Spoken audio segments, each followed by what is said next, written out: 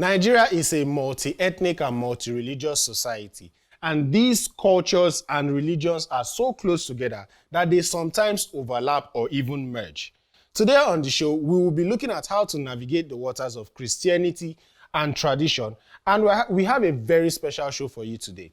We spoke to Reverend Father Anthony Nnaji, a priest from the Upper Room Ministries in the Diocese of Enugu, and he gave us some very insightful answers on this topic. When we come back from this short break, we'll be going straight into it. In case you don't already know, I am Chima, and this is Catholic Faith Forum.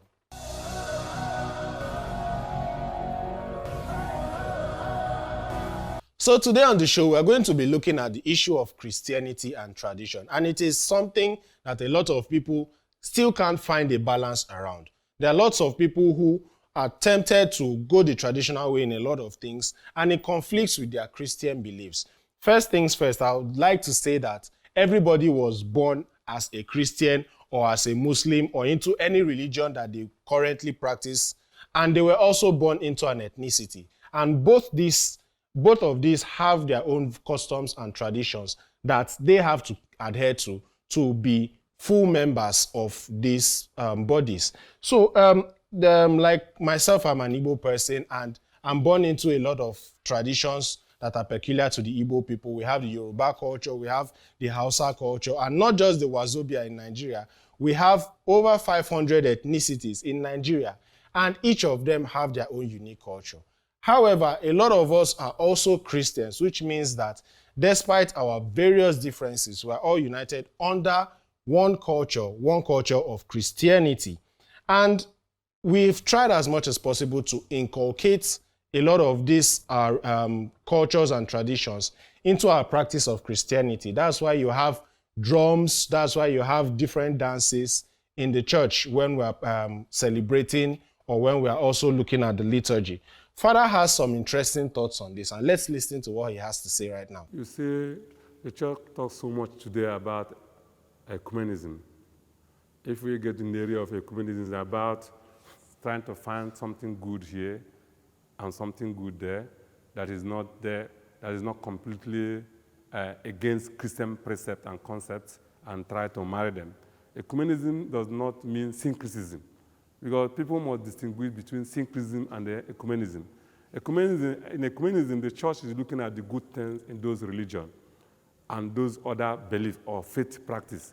They find something that is good there, and they try to adopt it and use it, especially like here in Nigeria, and especially in the East or in the Yoruba land here. How will you celebrate Gregorian chant mass here?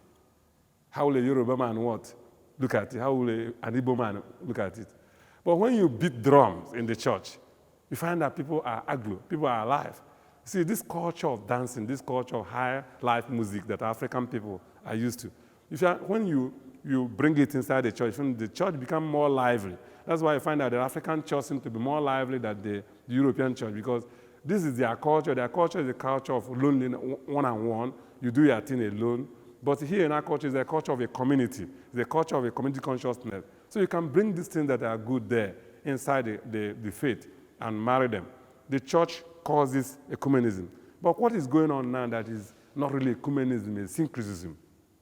You heard what Father had to say about that issue, and he summarized everything under the name ecumenism, which is when you take the good parts of culture and you marry it into what the church already has. And it is very important you understand this. You do not, when you're trying to practice your Christian faith, you try as much as possible not to corrupt it. You try as much as possible not to corrupt it, because the Christian faith is a very pure one, and it is something that, when practiced well, will lead you straight to heaven, will lead you closer to God, and will even help you live a better life as a member of your ethnicity. There's also another thing Father mentioned called syncretism. Ecumenism and syncretism. Let's hear what he has to say on syncretism. Syncretism comes when people bring concept that does not agree with the Christian concept and try to marry them. Like in the church, we'll talk about prophecy. In the traditional religion, Yoruba land, Igbo land, we'll talk about divination. Divination and the prophecy are not the same, but they look alike. They look like prediction. Divination is more interested in prediction, telling you the mind of the gods, what gods are saying and what gods are saying. Prophecy is God saying what he wants. And a prophet is influenced by God. It becomes a God's mouthpiece. But like what I'm telling you when I was talking about call, you find out that these deities that call somebody can give the person the gift of what? Prediction. This one we call divination. You cannot call it prophecy, even though the person predicts and tells you what is there. When somebody now tries to bring this gift of divination inside the church and call it prophecy, it becomes syncretism. You can also find out in some people who go to family ministries and family issue, see the use of akwojuku, the use of crude oil, the use of this anunebe, and all of them, these things that people bring, these are things that are potent in African traditional religion. And trying to bring this potency that is in African traditional religion into a Christian religion is syncretism. It's not really ecumenism. But ecumenism is the church adopting something that is positive in the other practices. You heard what he has to say on syncretism. Now, syncretism differs from ecumenism, as he said, in the fact that syncretism picks up any and everything from a different tradition to try and inculcate into the Christian tradition, into the Christian rules, into the Christian values. But this is not how it's supposed to be. So take, for example, the issue of the masquerades. There was a video that was circulating one time on social media from the Diocese of Yola, where at Mass, a masquerade was dancing in Mass. A lot of Catholics went haywire, like, how is this a thing? How was this allowed to happen? Until the bishop came out and gave a statement that condemned the act but did not condemn the tradition itself. So let us understand better which traditions to marry into the Catholic faith and which traditions not to. We're going to take a breather now. When we come back, we'll be looking a little bit more into syncretism and ecumenism. Stay with us.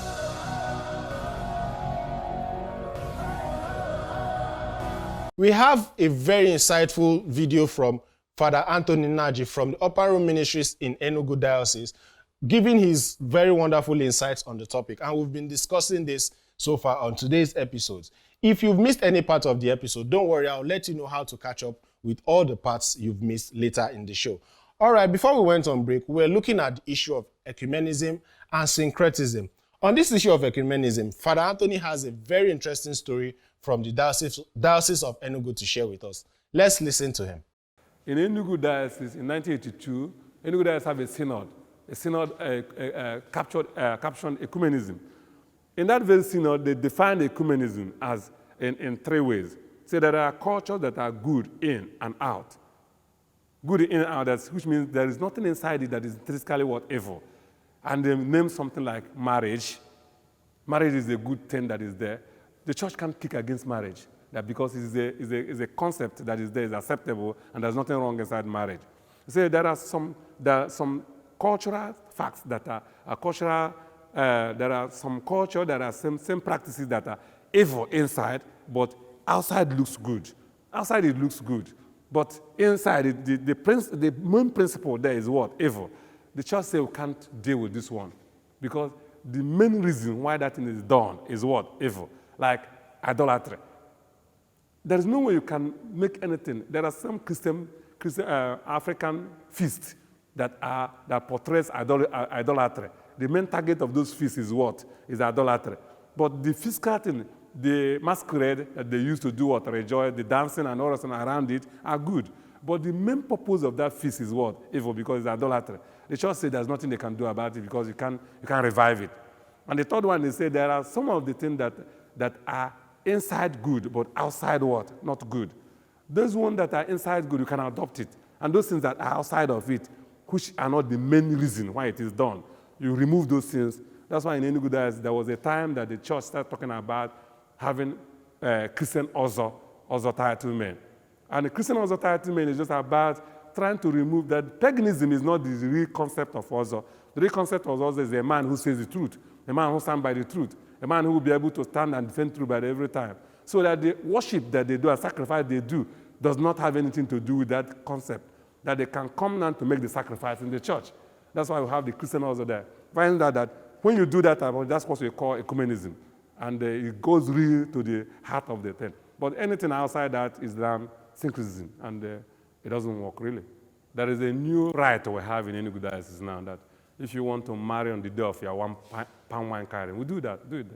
All you need is that you must do the preliminaries, the bank calling, the investigations to find out that you are ready for that. If you insist that you want to be married with your cultural attire and fit, and the day you are doing your one pine carrying, what do you do that the church makes sure that your parish priest is behind everything that you are doing there so that we know paganish thing that is there.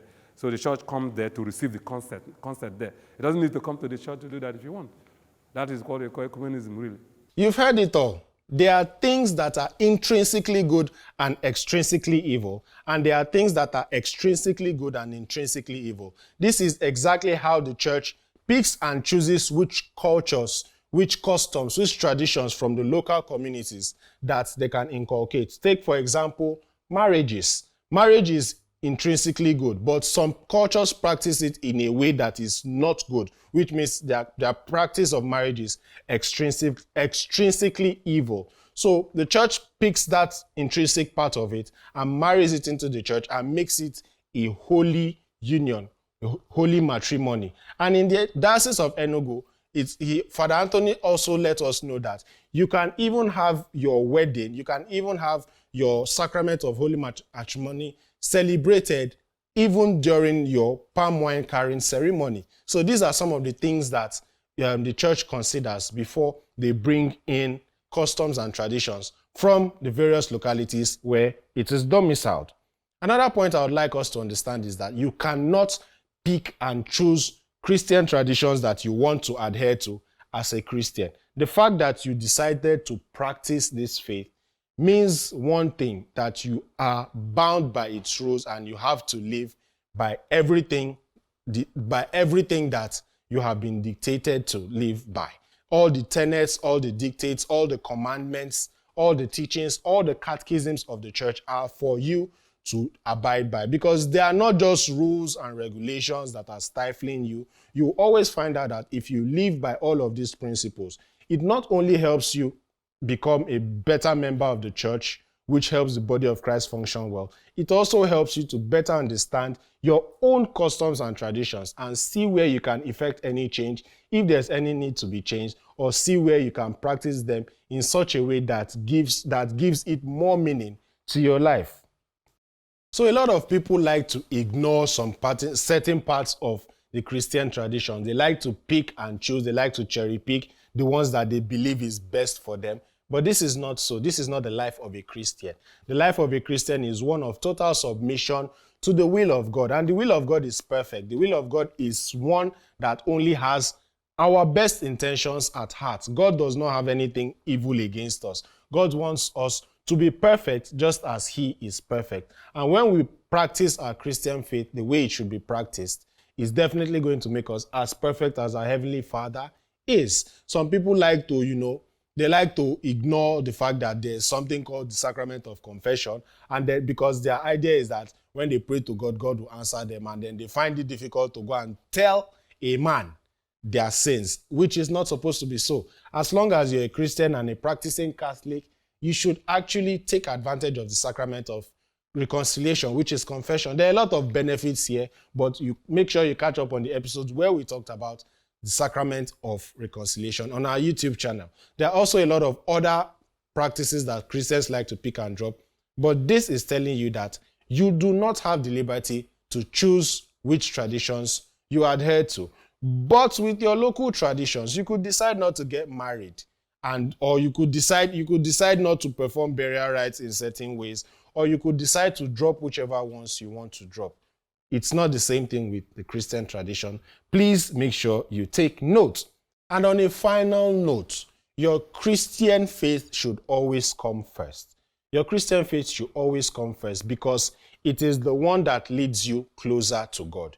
Your local traditions, your local customs, your local beliefs help you to live in a community of people who are from the same ethnicity as you are. But the Christian faith does not belong to one tribe. It does not belong to one region.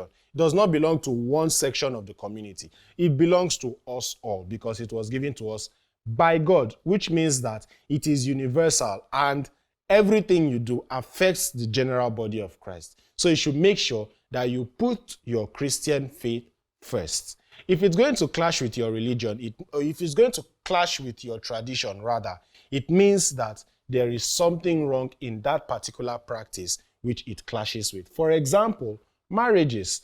The church adores marriage. In fact, the church is always looking for a lot of families to come up, because the family unit is the primary church. So if the church can take a tradition like marriage and make it even better, why not practice your Christian faith with the same vigor that the church wants you to? So make sure you take note of this and put your Christian faith first, no matter what.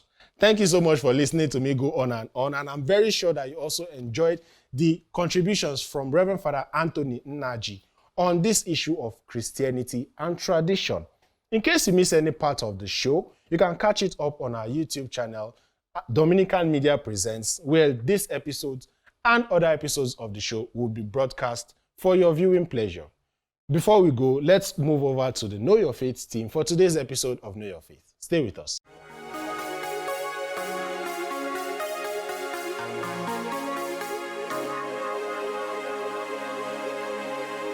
In the history of the church, the color red represents martyrdom and passion. Welcome to Know Your Faith series. My name is Judith, and today we'll be talking about the Pope's red shoes. The Pope has 3 different types of red shoes he wears, which are the red silk shoes, one inside the Vatican, where St. Peter's tomb is, the episcopal sandals, which are worn at Mass, and the outdoor leather shoes. These shoes symbolizes Pope's submission to Christ, the love to humanity, and the remembrance of all martyrs who gave their lives for Christ. It is a display of their willingness and readiness to die for the faith. Did you know that there was a time when the Pope was always dressed in red vestments? I bet you did not. It was until the mid-16th century when Pope Pius V changed them to white. I am sure you've gained something from today's episode and would like to share with your friends. I would encourage you also to tell them to subscribe to our channel so that they do not miss our interesting videos. Until next time, be bold, be Catholic.